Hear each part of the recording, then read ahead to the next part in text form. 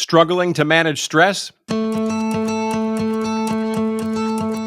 This is episode 171 of a Healthier Michigan podcast, the podcast dedicated to navigating how we can improve our health and well-being through small, healthy habits that we can start implementing right now. I'm your host, Chuck Gatica. On this episode, we're diving into ways to build resilience through stress, develop better strategies to cope, and not let the cycle repeat itself. With me today is Senior Healthcare Analyst for Blue Cross Blue Shield of Michigan, Josh McCullough. Good to see you, Josh. Likewise, good to see you again.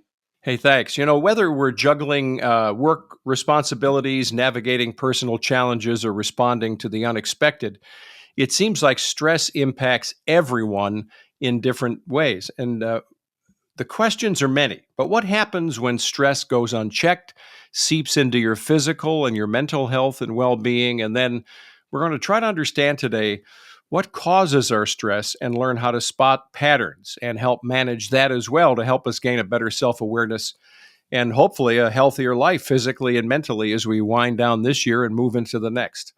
So let's start with this question. Why do some people seem to be more resilient? We hear that word resilient or resiliency in our personal lives being good for us and also in our workplace. But why are more resilient to stress than others? Well, there's a lot of different reasons. And I think maybe the first reason I can think of is that some people just kind of biologically are a bit more resilient or less resilient than other folks. I mean, Mm, there's folks that are more outgoing and less outgoing, for instance. We know that they process things differently. Similarly, folks that handle stress better. We may know these people, these folks that no matter how tough the going gets, they always have the plan. They always yeah. can handle things. Emergency room physicians, for instance. Maybe they start out with a little bit of that extra resilience. Then another part of it is kind of learned. Yeah. How do we learn growing up or into, as kids, as teenagers, young adults, into adulthood? How are we taught to manage stress? It's one of those skills that we just kind of assume people are going to get. But really, maybe some folks have a better history of having people teach them how to handle stress than others. Again, emergency room physicians, they are taught different techniques, styles, quick ways of thinking and encompassing problems that you or I just don't have, Mm. for instance. And that's a pretty extreme example, but um, some people may just get those different lessons over time than others don't. Um, the old kind of pull yourself up by the bootstraps. Yeah. It helped if you got bootstraps to pull up to begin with. Yeah. Um, and some folks may live in just chronically stressful situations. I mean, I think the pandemic laid that pretty bare for all of us to see that some folks are under a lot more stress just as a normal course of daily living than some other folks. Um, so I think there's a lot of different things that go into it. What we see is the outward sign, well, someone's having a tough time or an easy time handling stress. We Hmm. tend to ascribe that to some sort of like personality issue. Josh just can't handle things. But really, there are so many factors that go into it that we just, a lot of times we just don't think about. So you've said a lot there that has, I look at myself and I think, well, I am, and I've been told by extended family, the resilient word hasn't come up, but I don't internalize things. I'm kind of like a duck, stuff hits me that's maybe not great for the day or for the minute, and it kind of rolls off my back. I don't internalize it. I act on it, I navigate it, and I move on. And I guess that's resiliency in a way, but to me, that talks about me being wired a certain way. You're also saying that whether you're a physician in an ER or maybe in daily life, there are some things we can learn that will help us navigate that, right? Yeah, absolutely. And you and I have talked about these similar things on other podcasts, but I think the first thing to look at it is, I think, to look at it. I think so many times we're taught that we just have to accept things. Hmm. And the popular concept of accept is kind of to suffer. I just have to sit here and accept it. It just is what it is. Yeah. And I just have to sit here and kind of take whatever life throws at me.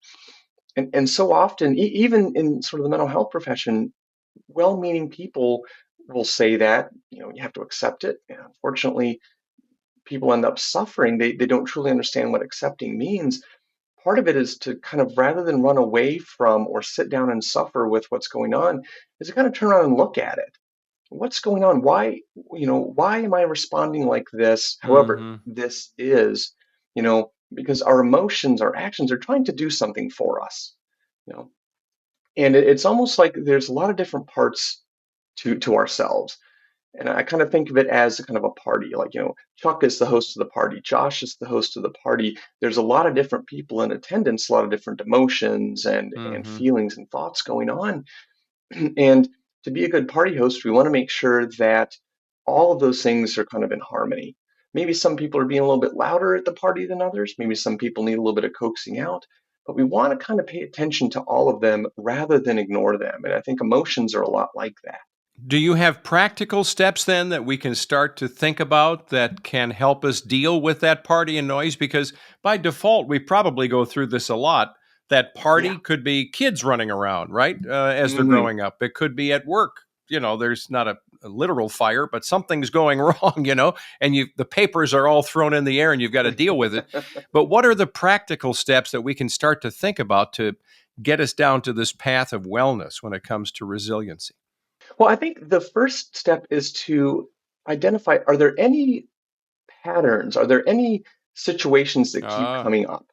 That keep recurring. It's impossible to plan for every single thing that could happen to stress us out, but are there reliable stressors? Maybe it's family events, holidays, situations at work, things like that. Identify, are there those patterns?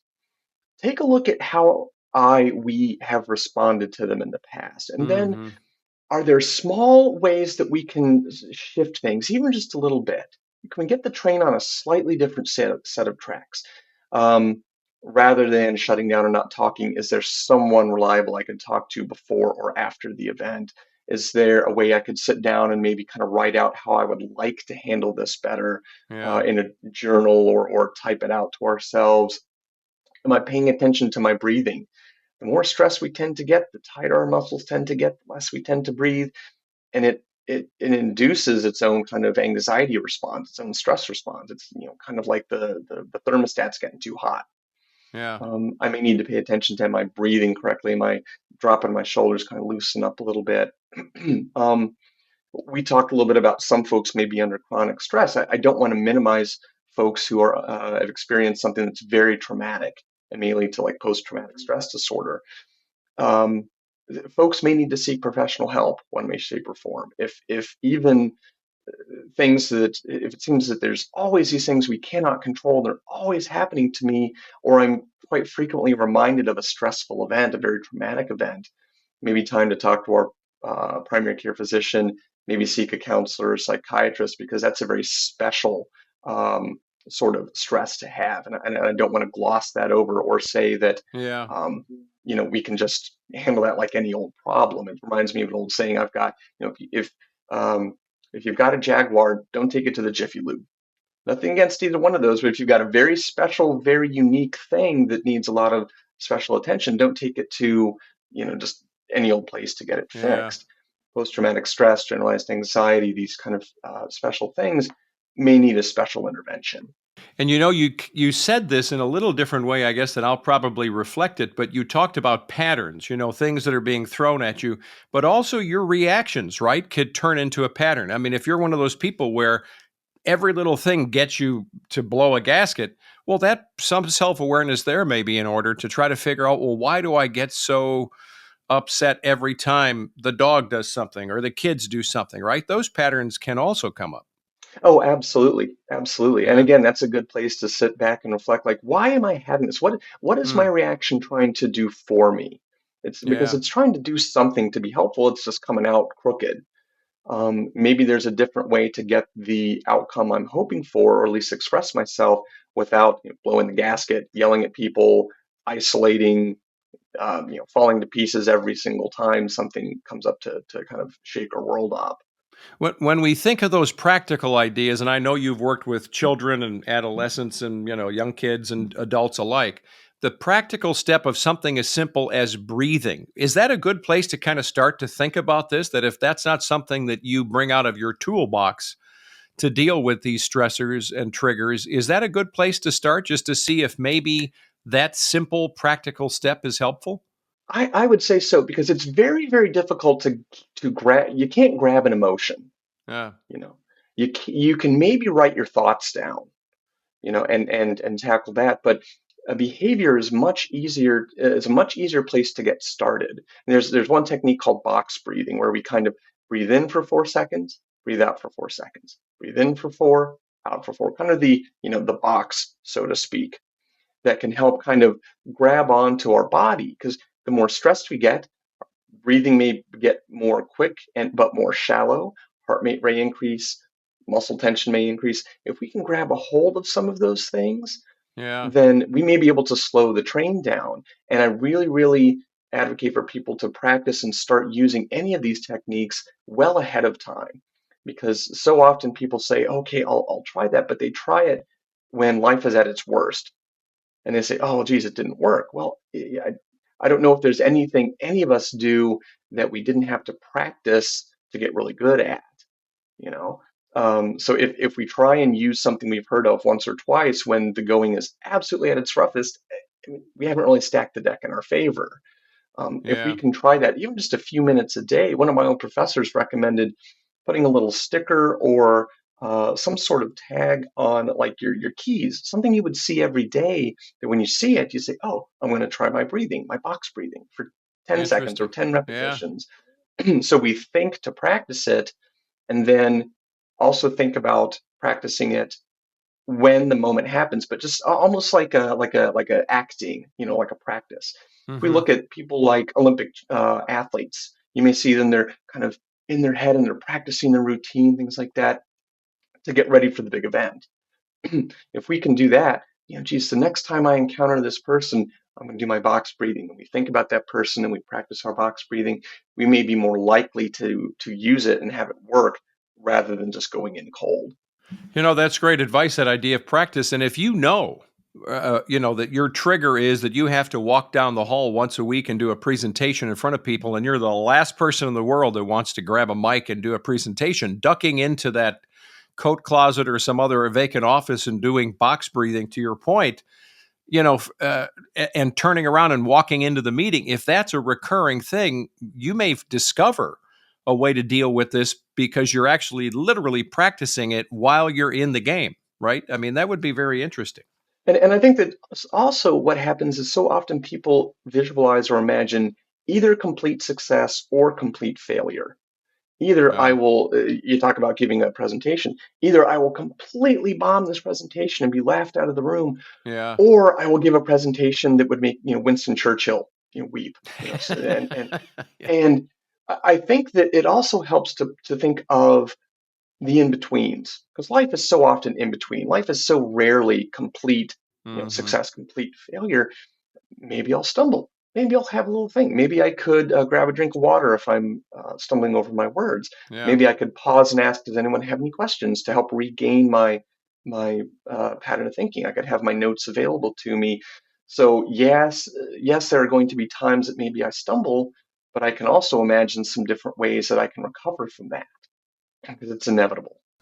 So, if you are headed down a path where this is starting to impact both your mental and physical health, you're literally noticing that stressors and triggers are doing that.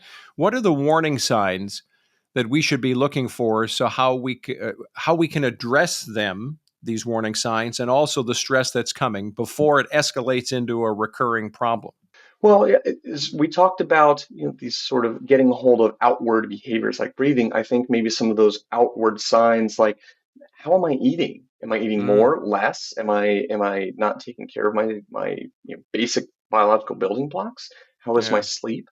Is my sleep impacted? We'll all have, that tight deadline that comes up a few times a year that we may stress out over, but if I'm stressing out over every deadline, or if I'm imagining the next one coming down the pipe and they haven't even given me the assignment yet, or I'm really losing sleep over it, I find myself waking up and just ruminating, thinking over and over about the bad stuff, and I can't get good sleep. If I'm letting my routines go, not just work, but am I not hanging out with friends and family like I used to? Am I not going to the gym like I used to? Mm. Engaging in hobbies? All of these early warning signs are points where we could start to say, hey, is this happening a lot? Is this a once a year type of thing? And then also getting good input from the people that care about us, the people that can truly see outside and say, Josh, I noticed you haven't picked up your guitar in months, and you're pretty quiet, Yeah. and you're not eating like you used to. How are you doing? It helps to have those outside sources of truth, so to speak, to be able to talk to and listen to give us feedback for, geez, maybe I haven't been paying attention to this like I should. Maybe I need to do something about it. So, if the self help idea, or what we could call, I guess, traditional ways of dealing with this, through breathing and mindfulness or whatever practices you're trying to employ, uh, they don't seem to work. How do we determine that? I guess we can determine that maybe more quickly than what to do next. And then what we should do next. Yeah, so if I've given it the old college try, so to speak, given Yeah. some of these basic self-help building blocks a try, and they're just not working, um, there's a good many ways. I'm a psychologist by training, so I always advocate for people to look into counseling, mental health therapy. There's a good many ways to do it. If folks go to the bcbsm.com, find a doctor, they can filter and look for social workers, psychologists, counselors that they can meet with. Telehealth is increasingly popular. Yeah. Folks don't even have to leave the comfort of their own home. They can schedule it. They don't very flexible times, and we've got this ever increasing network of providers that are able to do that, um, to meet with someone to get a good professional eye on things. It may require medication for some folks, and there's nothing wrong with that either through the primary care physician or maybe seeing a psychiatrist. And there's ever increasing psychiatrists that are seeing members via telehealth, kind of like you and I are doing. It's like a video Yeah. call or a phone Right. call, Yeah. very convenient. And again, we talked about some of these very special uh, things like post-traumatic stress, some different anxiety disorders or other mental health disorders that may require a specialist touch. Primary care physician may be able to get folks started, but they may consult with a psychiatrist or recommend that you see a psychiatrist to get more specialized medication, because all we want is for our members to be as healthy and happy as possible. It may take a team to do that. And so if folks are trying by themselves, it's not working. The last thing we want to see people do is say, "Well, geez, I can't fix this myself. Holy cow!" Yeah. And that adds to the stress. We call in experts, call in supports, call in people that can take some of that burden off you. And it seems as we've come out of a pandemic and it's in the rearview mirror, the idea of socialization, seems so important in this process, because you're saying, well, let's turn to our spouse or our little kitchen cabinet, third parties, to kind of say, hey, how you doing, Josh? What's going on? Well, you may not have that, because we're living at a time where what the Surgeon General said, loneliness is an epidemic in every single age Absolutely. demographic, right? So, and that boggles the mind when you think about how many friends people think they have on this thing, but they're not maybe really true friends, right?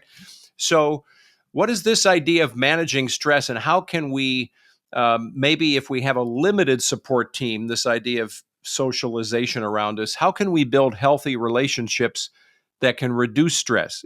Could it be as simple as going to play pickleball with a group, or what else could we do? Absolutely, and there's a good many ways to do it. Mm, There are some popular apps, and I'm mentioning one just because it comes to my head, but it's not endorsed by Blue Cross. I'm not endorsing it. I'm simply saying that I know this exists. It's called yeah, Meetup.com, and through it, people can find so many groups of people yeah. that may have similar interests. Physical activity, gyms. I like to do trivia. I like to play music. In fact, myself, I have met a good many musicians I've known for a long time through that application, Ah, who just get together once a month and play songs together. Um, Gardening. I know that you're a gardener. There may be other right. folks that like to garden, and so that is one way to do it. Again, I'm not endorsing. I'm simply saying I know that it's out there. Depending on where you're at, there may be flyers. If you're a gardener, there may be flyers at the local gardening store of people who Hmm. are looking to start a community garden. You may see flyers around town, um, but it's joining a local gym, YMCA perhaps. Again, not endorsing, just knowing it's out there, or these various 24-hour fitness clubs to try and give a shot and just see how it goes, dipping our toe in the water a little bit. um, Anything we can do to keep our eyes open to seeing what may be out there, and giving it a shot is very worthwhile. Because you mentioned that maybe not everyone has this great support network, or we may have one or two really close supports, but they're not always available. And I always kind of envision it like building a safety net. Yeah. If we've ever been to the circus and we see the high wire racks, they've always got a safety net underneath them, and that's there to catch us if we fall. And in our own personal safety nets, maybe we have some ropes that are really, really super strong that we know very, very well, know us well. Maybe we have some smaller ones that are equally valid and helpful, but they don't know us as well. But it's still helpful to have them there to catch us when we fall or if we're taking a tumble. And there's nothing wrong with having various very, very close relationships, some more casual relationships to kind of mix it up, so that if for some reason our very, very closest supports are not available, we still have other folks that we can connect with. Yeah. And, I think the ancillary benefits to that, I'll just use one more example here before we start to wrap it up. My wife and I started playing pickleball Wednesday nights. This past week, we had an 8-year-old and an 80-year-old as part of this group. And that's That's like fantastic. the outliers of the demographic, right? Right, right. I'm not great, but I'm smashing a ball. I'm high-fiving or using my paddle to high-five my teammates, even if we win or lose. And I'm building relationships with people that I've not had relationships with before. I'll tell you what, I'm not great at it, but time just kind of disappears. And I look at my watch and I'm thinking, I've been doing this in a rotation for 2.5 hours. It's not because of the simple nature of physical activity. I know there are studies that show that's a good thing, but it's just this idea that I'm with people and I'm interacting. And I guess my point of all this is you can't build these relationships that may be important for your support system unless you start them. I mean, you've got to go find a place to dip your toe in the water and just see if it works. And oftentimes, the more stressed we are, the more emotionally distraught we are, we may think, I am the only person like me. I'm the Yeah. only person experiencing this. I'm the only person that understands what I'm going through. And you may find that there are more people like you or that who just need to take a break. There's nothing wrong with taking our minds off things for a few hours. And Yeah. indeed, we may find that if we play pickleball, our mind is occupied. It's tough to be depressed or anxious and occupied at the same time. It's very Mm, difficult. yeah. And if we take our minds off it a little bit, that may raise our mood a little bit. Oh, geez, after I got done playing pickleball, I feel a little bit better. Things don't seem as bad. I still have some things I have to tackle, but it's not as crushing. I was able to enjoy life along with these stressful moments in life. There's Hmm. nothing wrong with that at all. Well, lots of great stuff again on this episode. You want to leave us with any takeaways here as we wrap it up? Yeah, like we talked about, take a look at some ways we can kind of manage our physical stress through breathing, through relaxation. There's guides online and all sorts of tips, but that box breathing, that 4 seconds in, out. Um, Taking a look at our support network, if they're noticing things that maybe we're not noticing, that could be a clue that maybe we have to start paying attention to what's stressing us out. Seeking some professional help if necessary, and it's available to our members, and we want to make sure that special problems get special attention. And like you said, just doing what you can to engage in some sort of physical activity or activity outside of ourselves, along with other people. That connection, one way, shape, or form, can be very powerful to help relieve our stress, take our mind off some of the things that are troubling us, and help us enjoy life, even though there are some stressful things going on. That's really great. I don't know if you've noticed just during our episode recording this one, my shoulders are relaxed. I'm feeling better about pickleball. You may have noticed that. So I did. I thought I saw that. It's the playing practice. good to see you, Josh. Thanks so much. Likewise. Thank you so much. Oh, sure thing. Josh McCullough is a senior healthcare analyst for Blue Cross Blue Shield of Michigan. We're so glad he was with us, and we're glad that you were here listening to a Healthier Michigan podcast. It's brought to you by Blue Cross Blue Shield of Michigan. If you like the show, you want to know more, check us out online at ahealthiermichigan.org/podcast. You can leave us reviews or ratings on Apple Podcast or Spotify. You can also follow us on Facebook, Instagram, or X, and you can get new episodes, old episodes for your smartphone or tablet. And you can subscribe to us too on Apple Podcasts, Spotify, even a YouTube channel, or just your favorite podcast app. I'm Chuck Gatica. Be well.